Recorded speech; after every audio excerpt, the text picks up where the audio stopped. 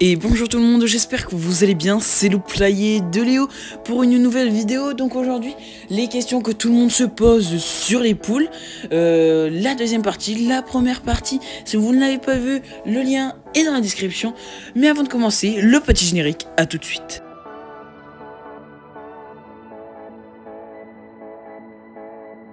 Donc au total, il y aura 7 questions et je vais vous répondre un par un. Donc la première question, à tout de suite. Donc première question, combien de poules pour débuter? Du coup c'est une question qui revient souvent. Donc il vaut mieux adopter pour débuter 2 à 3 poules.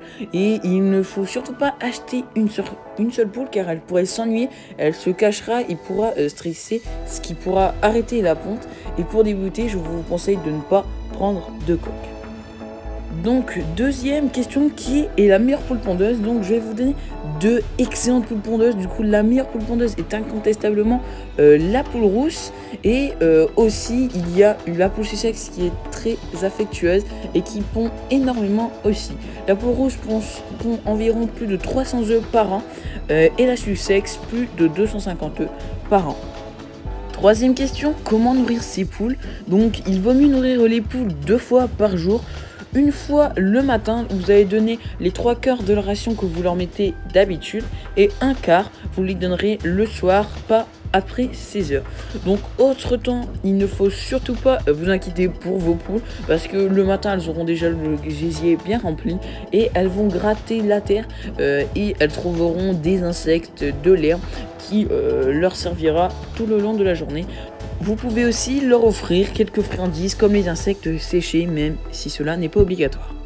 Donc quatrième question, faut-il isoler une poule qui couve? Donc il faut isoler une poule qui couve pour plusieurs raisons. Tout simplement éviter que les autres poules viennent casser les œufs en venant pondre dans le pondeur où la poule est en train de couver. Aussi éviter que les autres poules viennent chasser la poule qui est en train de couver. Et aussi avoir un espace sain pour que vos poules puissent couver en toute simplicité et qu'il n'y ait pas de maladie qui se développe dans la couvaison. Donc cinquième question, peut-on manger un œuf fissuré? Donc un œuf fissuré est bien sûr mangeable, mais seulement le jour même de la ponte. Si l'œuf en question est plus vieux, il vaut mieux le faire cuire et le donner aux poules parce que vos poules en raffolent. Donc sixième et avant-dernière question, quelles poules pondent des œufs particuliers? Donc je vais vous donner plusieurs races connues pour leurs œufs très particuliers. Premièrement la Marran qui pond des œufs foncés comme vous voyez à l'écran. Il y a aussi l'Araucana qui pond des œufs verts, la Legan qui pond des œufs blancs immaculés et la Dorking qui pond des œufs bleu-vert. Donc voici la dernière et 7e question. Quelle race pond les plus gros œufs? Du coup je vais vous donner 2 races. La Marran, du coup celle qui pond des œufs foncés, très foncés, pond aussi les plus gros œufs jusqu'à 80 grammes. Et il y a aussi l'Angéline de Touraine qui pond aussi de très gros œufs, pesant aussi jusqu'à 80 grammes.